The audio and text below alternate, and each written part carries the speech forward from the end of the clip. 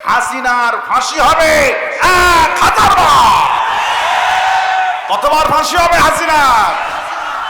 আর হাসিনা হলো বিশ্ব মুনাফিক। হাসিনা কি মুনাফিক তাও নিতে পারেনি, সেই সারি জনগণ করছে।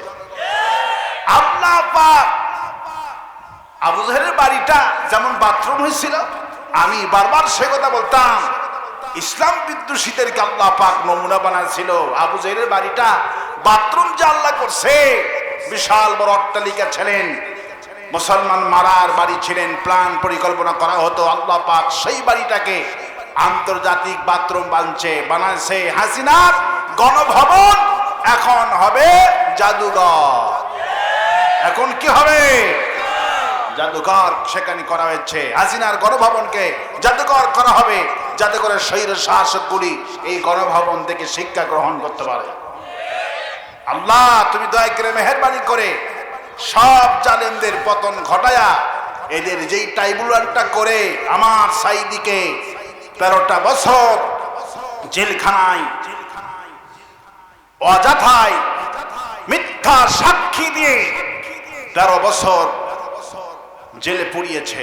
আমার নিজামী, আমার মুজাহিদ, আমার কামরুজ্জামান, আমার কাদের মোল্লাকে হত্যা করেছেন। আইনজীবীরা বলেছেন মিথ্যা সাক্ষী দিয়ে নিজামী কাদের মোল্লাকে ফাঁসি দেওয়া হয়েছে, আর সত্য সাক্ষী দিয়ে হাসিনার ফাঁসি হবে 1000 বার। কতবার ফাঁসি হবে হাসিনার? মিথ্যা সাক্ষী লাগবে না, সত্য সাক্ষ্য দিলে 1000 বার ফাঁসি হবে। আল্লাহ তুমি দয়া করে হাসিনারে তুমি দেশে আসা তৌফিক দাও, ওকে আমাদের কাছে দাও আল্লাহ। ঠিক কিনা বলে? বিচার হোক, আল্লাহ বিচার করবেন বলে আমি আর বাঁচতে বলি আমি। 16টি বছর রাসূলুল্লাহর কোন প্রশংসা দেশে করতে দেখা যায় না, শুধু শেখ মুজিব বাপের পূজা ছাড়া কিচ্ছু করেনি। ঠিক কিনা বলে? 16টা বছর কার পূজা করছে? বাপের পূজা করছে। এমন কি বাপেরে বানাইছে জাতির পিতা। নাউজুবিল্লাহ বলবেন না? শেখ মুজিব ঘোড়ার ডিম, জাতির পিতা ইব্রাহিম। শেখ মুজিব কি? শেখ মুজিব ঘোড়ার ডিম, জাতির পিতা ইব্রাহিম আলাইহিস সালাম। এই সব করে হাসিনা 16টা বছর চেতনার ওষুধ খাওয়াইছিল। কিসের ওষুধ খাওয়াইছিল? চেতনার ওষুধ খাওয়াইছিল। মুক্তিযোদ্ধা কি খাওয়াইছিল? মুক্তিযোদ্ধা নামক চেতনার ওষুধ খাওয়ায়া 2024 সালে এসে 5ই আগস্টে বমি করে ফেলে দিছে। ঠিক কিনা বলেন? ওই ওষুধ কাজে লাগে না, ওষুধ কাজে লাগছে। এই ওষুধ যেই রাজাকার, যে মুক্তিযোদ্ধার চেতনা কোটি কোটি টাকা বই সাবালে জাতিকে শেখালো রাজাকার রাজাকার। আল্লাহ পাক বলছেন যে ভালো মানুষগুলোকে রাজাকার বানালি, হাসিনার পতন হইল এই শব্দটুকুন দিয়া। তুমি কে আমি কে? তুমি কে? কে বলেছে? কে বলেছে? আল্লাহ পাক বলছেন যে কথা দিয়ে তোর ব্যবসার মূল মন্ত্র ছিল। হাসিনার ব্যবসার মূল মন্ত্র কি ছিল? রাজাকার। আর এই শব্দটুকুন দিয়ে আল্লাহ পাক হাসিনার পতন ঘটাই দিছে। পড়ছি আলহামদুলিল্লাহ, পড়ছি আলহামদুলিল্লাহ। আমরা সুন্দরভাবে প্রোগ্রাম করতে পারছি।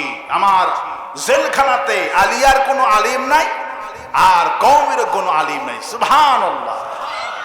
আমরা কোন উন্মুক্ত। সুবহানাল্লাহ বলে। হাসিনার দুশমন ছিল মুগরি কবির। কে ছিল? গতকালকে বেটা রিমান্ডে বলছে আমি ইসলামের বিরুদ্ধে একটা কলমও লেখিনি। নাউজুবিল্লাহ বলবেন না? যাক, ভবিকে অনেক কথা বলে ফেললাম। মূল উদ্দেশ্য হলেন আমাদের অনুপ্রেরণা। আমরা যার সিরাত আলোচনা করব তার নাম কি? লা ইলাহা ইল্লাল্লাহু মুহাম্মাদুর রাসূলুল্লাহ। আমার বন্ধুগণ, আল্লাহ রাব্বুল আলামিন আমার হাবিব কি পাঠিয়েছেন? যার উম্মত হতে পেরেছি, যার উম্মত হওয়ার জন্যে এমন কোন পয়গাম্বর নয়, এমন কোন নবী নাই যেই নবীরা আফসোস করেন নাই, নবী যদি না হতে পারতাম, যদি রাসূলুল্লাহর উম্মত হতে পারতাম, জীবনটা ধন্য হয়ে যেত। কারো দোয়া আল্লাহ মঞ্জুর করেন নাই, একজন নবীর দোয়া মঞ্জুর করেছেন। নামটা কি বলেন তো? ঈসা রুহুল্লাহ। আল্লাহ পাক বলছেন আমি ঈসা ইসলামের দোয়া মঞ্জুর করলাম। বিশ্ব নবীর পাশে ঘুমে আছেন আবু বকর আর ওমর, আর একটা জায়গাটা খালি হয়ে আছে। ওই জায়গাটা আল্লাহর এই জমিনে আল্লাহর দ্বীন কায়েম করে, কোরআনের শাসন প্রতিষ্ঠা করে, রাসূলুল্লাহর উম্মত হিসাবে রাসূলুল্লাহর পাশে ঘুমিয়ে যাবে ঈসা রুহুল্লাহ। সেই নবী উম্মত হতে পেরেছি, পড়ছি আলহামদুলিল্লাহ, পড়ছি আলহামদুলিল্লাহ। আমার বন্ধুগণ, ভয় পাওয়ার কোনো কারণ নাই, হতাশ হওয়ার কোনো কারণ নাই। আল্লাহ পাক রাসূলকে এত ভালোবেসেছেন, এত ভালোবাসলেন, যে নবীর কথা 14 বছর 16 বছর বলতে পারলাম না। কথায় কথায় শেখ মুজিব ছাড়া কোনো কথা নাই।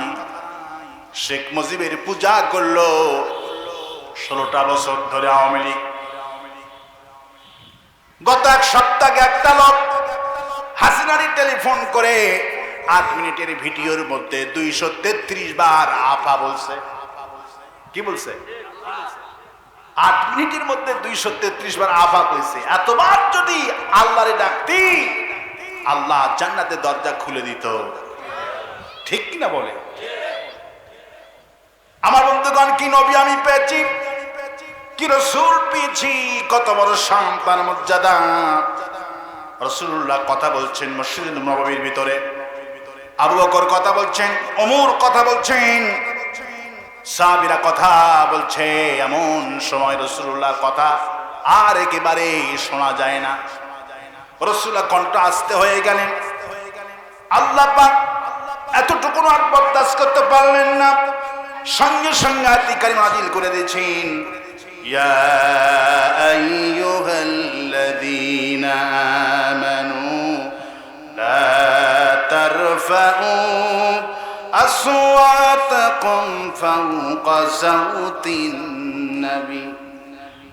আল্লাহ পাক বলেন, হে রাসূল, আপনার সাহাবীদেরকে বলে দেন, যদি আপনার গলার আওয়াজের চাইতে, যদি রাসূলের গলার আওয়াজের চাইতে যদি সাহাবীদের গলার আওয়াজটা বড় হয়ে যায়, সে ব্যক্তি কিছুতেই মুমিন হতে পারবে না। আল্লাহ পাক বলেন, উঁচু যদি হয়ে যায়, শুধু গলার আওয়াজটা উঁচু হবে। আল্লাহ এতটুকুনো বরদাস্ত করলেন না। আমার নবী যেখানে বসে আছেন সেখানে তোমাদের গলার আওয়াজটা কেন উঁচু হবে? আল্লাহ এতটুকুনো বরদাস্ত করলেন না। আল্লাহ পাক বলেন, আনতাহবাতা আমালুকুম, যদি আমার রাসূলের গলার আওয়াজের চাইতে যদি গলার আওয়াজটা তোমাদের উঁচু হয়ে যায়, তাহলে তোমাদের যত নেক আমল আছে আমি সব নেক আমলগুলি বরবাদ করে দিব। ওয়া আনতুম লা তাশউরুন, কখনোই টের পাবে না, আমল বরবাদ হয়ে যাবে, কিছুতেই তোমরা টের পাবে না। সুবহানাল্লাহ। কি রাসূল পেয়েছি, যার গলার আওয়াজটা আল্লাহ পাক বরদাস্ত করতে পারলেন না, গলার আওয়াজ শুধু বড় হয়েছে। আল্লাহু আকবার বলে। আল্লাহ পাক তার হাবিবকে এত ভালোবাসেন, এত ভালোবাসেন, দুপুর বেলায় আল্লাহ পাকের হাবিব প্রেস করছে, দুপুর বেলা খায়া একটু রাসূলুল্লাহ ঘুমাবেন অথবা রেস্ট করবেন। বড়ি তামিম গুরুত্ব লোক কিছু এসে ইয়া মুহাম্মদ বলে ডাকাডাকি করছে, মাথা খাটান, বুদ্ধি খাটান। আল্লাহ পাকের হাবিবকে কতটুকুন ভালোবেসেছেন। লোকেরা রাসূলকে ডাকাডাকি করতেছেন, ইয়া মুহাম্মদ। রাসূলের হুজরা, রাসূলুল্লাহর যে ঘর, ওখানে তিনি শুয়ে আছেন, আর মূর্খ লোকেরা এসে রাসূলুল্লাহকে ডাকাডাকি করছেন। আল্লাহ এতটুকুনো বরদাস্ত করতে পারলেন না। আল্লাহ পাক সঙ্গে সঙ্গে ওই লোকদেরকে কেন্দ্র করে আয়াতে কারিমা নাজিল করেছে, ইন্নাল্লাযীনা ইউনাদুনাকা মিন ওয়ারাইল হুজুরাতি আকসারুহুম লা ইয়াকিলুন। নিশ্চয় যারা হুজরার সময়ের পিছনে এসে আপনাকে ডাকাডাকি করে, এরা অধিকাংশই বোঝে না তোমার মর্যাদা কত। এই লোকগুলি বুঝলে তোমার দুপুর বেলায় ডাকাডাকি করতো না। সুবহানাল্লাহ। এরা তোমার মর্যাদা কত যদি এরা জানতো। ওয়ালাউ আন্নাহুম সাবারু হাত্তা তাখরুজা ইলাইহিম লাকানা খায়রান লাহুম আল্লাহু গফুরুর রহিম। তুমি ঘর থেকে বের হওয়া পর্যন্ত যদি এই বেদুইন লোকেরা, মূর্খ লোকেরা যদি অপেক্ষা করতো, তাহলে আমি আল্লাহ খুশি হয়ে যেতাম আর তাদের জিন্দেগির গুনাহগুলি আমি আল্লাহ মাফ করে দিতাম। আল্লাহ পাকের হাবিবকে এত ভালোবাসলেন। রাসূল যেখানে, রাসূল যেটাই ভালোবাসার মানুষকে সবকিছুই ভালো লাগে। আপনার প্রিয়তমাকে যদি ভালোবাসেন, প্রিয়তমার চোখটা সুন্দর লাগে, ঠিক কিনা বলে? তার হাতটা সুন্দর, মাথার চুলটাও সুন্দর, ঠিক কিনা বলে? ইউসুফ আলাইহিস সালামকে জুলাইখা বলছে, ইউসুফ তোমার চুল কি সুন্দর দেখায়, তোমার চেহারাটা কি সুন্দর, আমি পাগল হয়ে গেছি। ৭২ জন বলছে, ইন হাদা ইল্লা মালাকুন কারীম। ইউসুফের সৌন্দর্য দেখে ৭২ জন নারীরা বললেন, কে বলেছে ইউসুফ মানুষ? ইউসুফ তো একজন সম্মানিত ফেরেশতা। সুবহানাল্লাহ। ইউসুফ আলাইহিস সালামকে দেখে সেই যুগের নারীরা হাতের আঙ্গুলগুলি কেটে ফেলে দিল, হাতের আঙ্গুলগুলি কেটে ফেলে দিল। মায়েশা বলছেন যে এই সমস্ত নারীরা ইউসুফ আলাইহিস সালামকে দেখে হাতের আঙ্গুলগুলি কেটে ফেলে দিল, ওরা যদি আমার রাসূলকে দেখতেন, শুধু হাতের আঙ্গুলগুলি কাটতো না, নিজের কলিজা কেটে ফেলে দিত, তবু টের পাইতো না। এত সুন্দর করে আল্লাহ পাক আমার রাসূলকে বানিয়েছেন। সুবহানাল্লাহ বলেন। আমার রাসূলকে আল্লাহ পাক এত ভালোবাসলেন, এত ভালোবাসলেন আমার রাসূলকে, যা গোটা দুনিয়া অবাক দৃশ্যে তাকিয়ে রয়েছে। আল্লাহ পাকের হাবিব ওমরকে বলছে, ওমর, আল্লাহ আমাকে এত ভালোবাসে, তুমি আমাকে কেমন ভালোবাসো? সুবহানাল্লাহ। ওমর, তুমি আমাকে কেমন ভালোবাসো? রাসূল জিজ্ঞেস করছেন ওমরকে। ওমর বলছে, রাসূলুল্লাহ, আমি আপনাকে নিজের সন্তানের চাইতে বেশি ভালোবাসি, স্ত্রী চাইতে বেশি ভালোবাসি, কিন্তু আমার জীবনের চাইতে বেশি ভালোবাসি না। হুজুর বলছে, ওমর, তুমি যদি আমার জীবনের চাইতে বেশি ভালো না বাসো, তুমি তো মুমিনই হতে পারবে না। সিদ্ধান্ত নাও। ১ সেকেন্ড যায় নাই, ওমর দুটি চক্ষু বন্ধ করেছে। চক্ষু খুলেই বলছে, রাসূলুল্লাহ, আমি আল্লাহর নামে কসম করে বলি, আমার জীবনের চাইতেও আপনারে বেশি ভালোবাসি।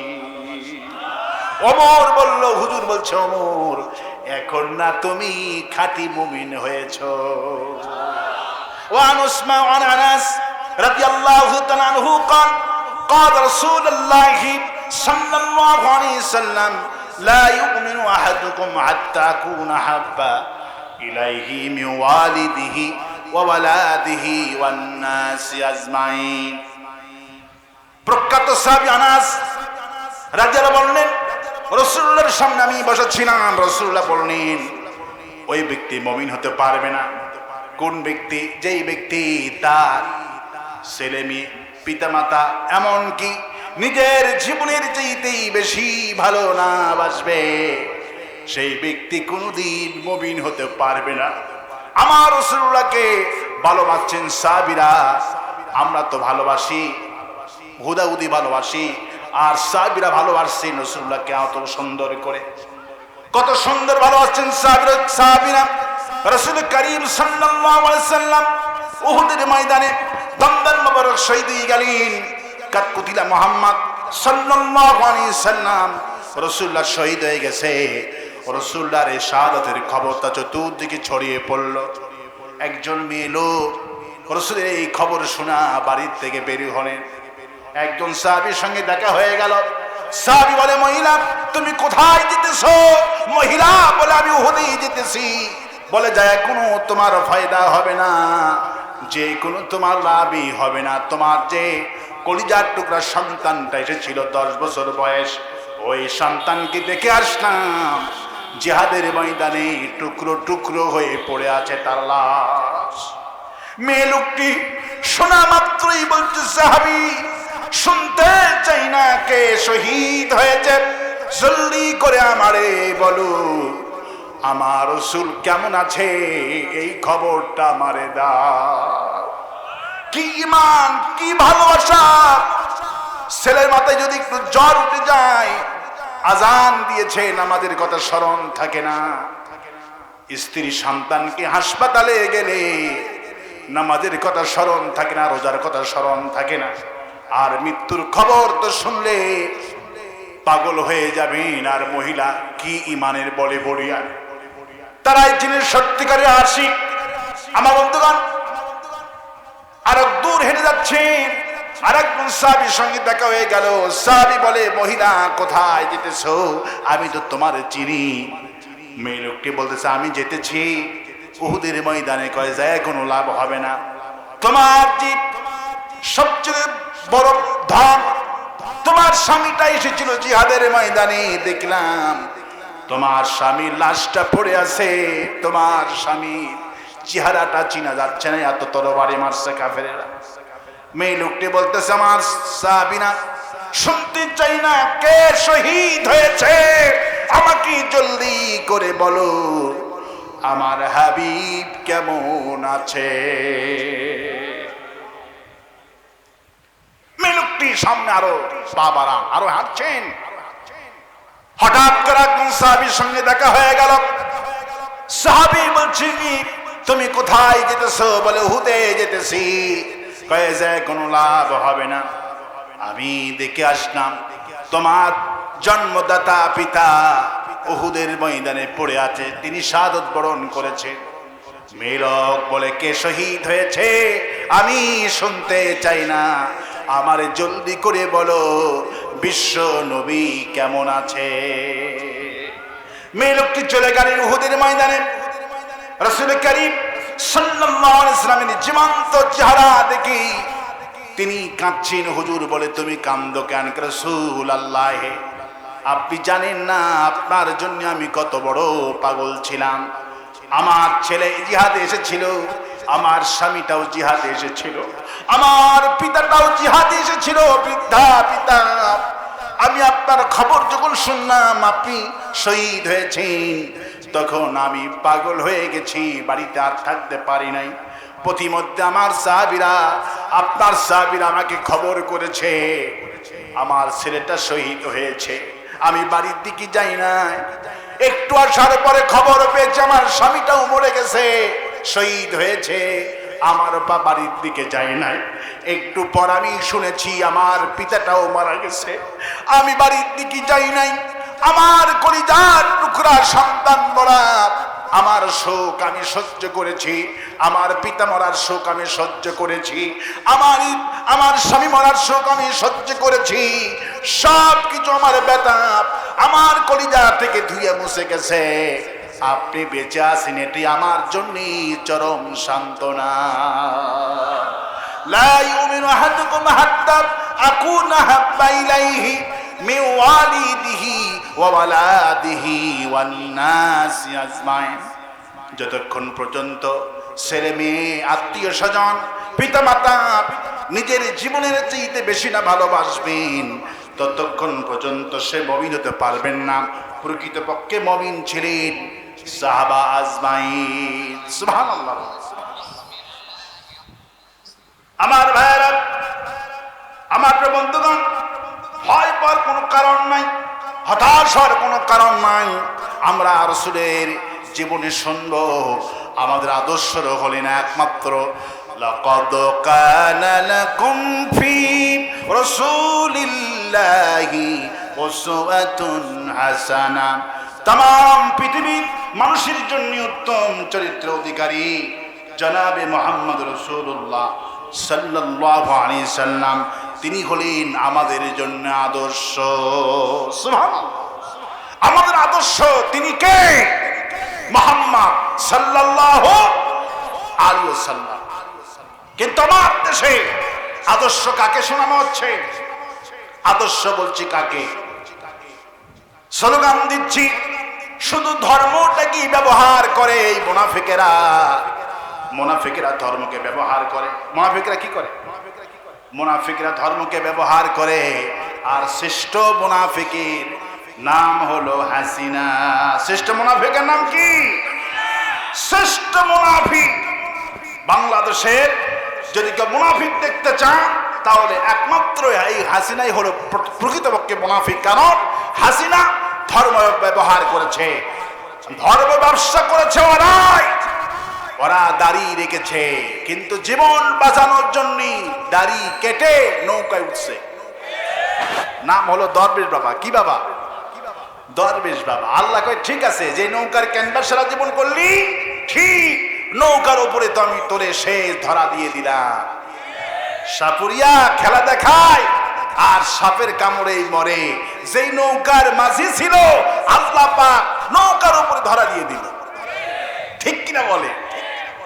আল্লাহ পাক বলছেন দেখো এদের চরিত্র দেখো, কি সুন্দর সাদা দাড়ি, চুল সাদা, দাড়ি সাদা। দাড়িগুলি কামাইলো। দাড়ি কি করলো? আবার মানিক সাহেবের দাড়ি ছিল না। আমার কোরআনের বাকি আল্লামা সাঈদীকে তিনি ফাঁসি রায় দিয়েছিলেন, যার জন্য একদিনে 170 জন মানুষ দুনিয়া থেকে বিদায় হয়ে গেছে। আল্লাহ পাক একজনকে ছাড় দেবেন না। আল্লামা সাঈদী বলেছেন, হায় আল্লাহ তাআলা, খুবাইব বিন আদী রাদিয়াল্লাহু তাআলা আনহুকে যখন আবু জেহেল ফাঁসি দিচ্ছিল, খুবাইব বিন আদী রাদিয়াল্লাহু তাআলা আনহু ফাঁসির মঞ্চে উঠছে আর বলছে, হায় আল্লাহ, আমাকে আমার স্ত্রী সন্তান আমার জন্য কাঁদছে, আমি নিরপরাধ, আমার কোনো অপরাধ নাই। ওদের অপরাধ আছে নাকি বলে? আল্লাহ পাক বলে কেন ফাঁসিতে মারলেন? আমার শহীদ মতিউর রহমান নিজামীর কি অপরাধ? আমার কাদের মোল্লার কি অপরাধ? আমার আল্লামা সাঈদীর কি অপরাধ? অপরাধের কথা আল্লাহ পাক বলছেন, আমার নাকামু মিনহুম ইল্লা আইয়ুমিনু বিল্লাহি আজিজিল হামিদ। এদের কামারে অপরাধ একটাই, এরা আমার প্রশংসা করে। যদি আল্লাহর প্রশংসা বাদ দিয়াম, রাসূলের প্রশংসা বাদ দিয়ে যদি আওয়ামী লীগের প্রশংসা করা হতো, শেখ মুজিবের প্রশংসা করা হতো, সামনে পুলিশ পেছনে পুলিশ দেওয়া হতো। আল্লাহর প্রশংসা বাদ দিয়ে যদি আওয়ামী লীগের প্রশংসা করা হতো, একজন মানুষকে গুলি করে মারতো না। কিন্তু আল্লাহর প্রশংসার জন্য মারছে। একটা মাত্র অপরাধ। কে বলছে? কে বলছে?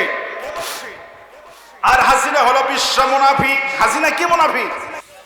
বিশ্ব মুনাফিক। আল্লাহ পাক বলছেন হাসিনার চরিত্র সম্পর্কে, আল্লাহ পাক বলছেন, ইত্তাখাজু আইমানাহুম জুন্নাতান ফাসাদ্দু আন সাবিলিল্লাহ ইন্নাহুম সামা কানু ইয়ামালুন।